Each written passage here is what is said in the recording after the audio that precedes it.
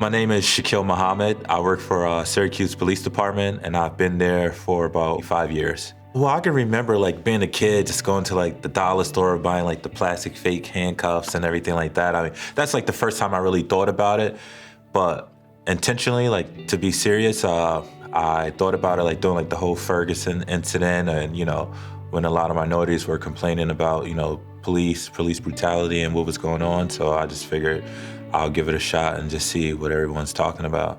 For me, I was just wow, do police really do that? I don't really understand the processes of what the police officers go through, but I know what it's like to be a black male in today's society. So that was really my go-to thing and what triggered me to really want to try out policing. So I'm let me just put myself in their shoes and just see what it's all about, so that way I can educate myself.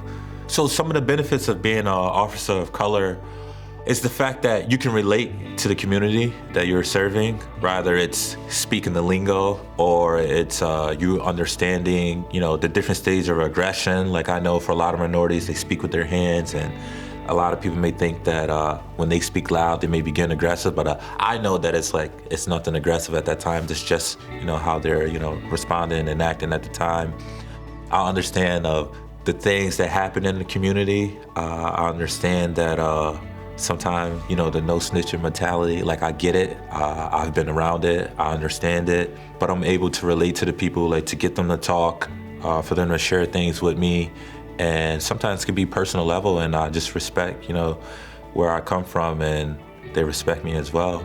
And I would say some of the obstacles are that sometimes some people may look for a handout sometime, and it's we're able to use discretion to an extent.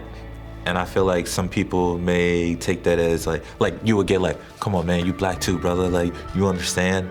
And I'm just yeah, I get where you're coming from, but it's I got a job to do just like you got a job to do. So it's I can't sacrifice myself, One of the things that people don't see in policing on social media that really goes on is that even though a lot of people may hate cops or do not like the police, man, they sure do vent to us a lot, and they tell us a lot, and we do too.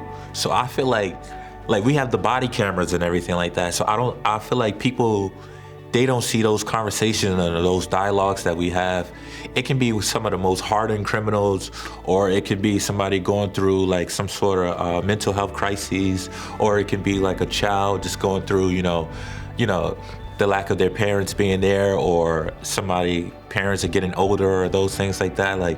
People talk, and it's they don't see the gun in the badge. We don't see the gun in the badge. We see the person for who they are, and it's they sympathize with us sometimes, and we sympathize with them as well, because above all, we're human at the end of the day. We're just wearing a suit. We just wear that suit, 5 days out of the week,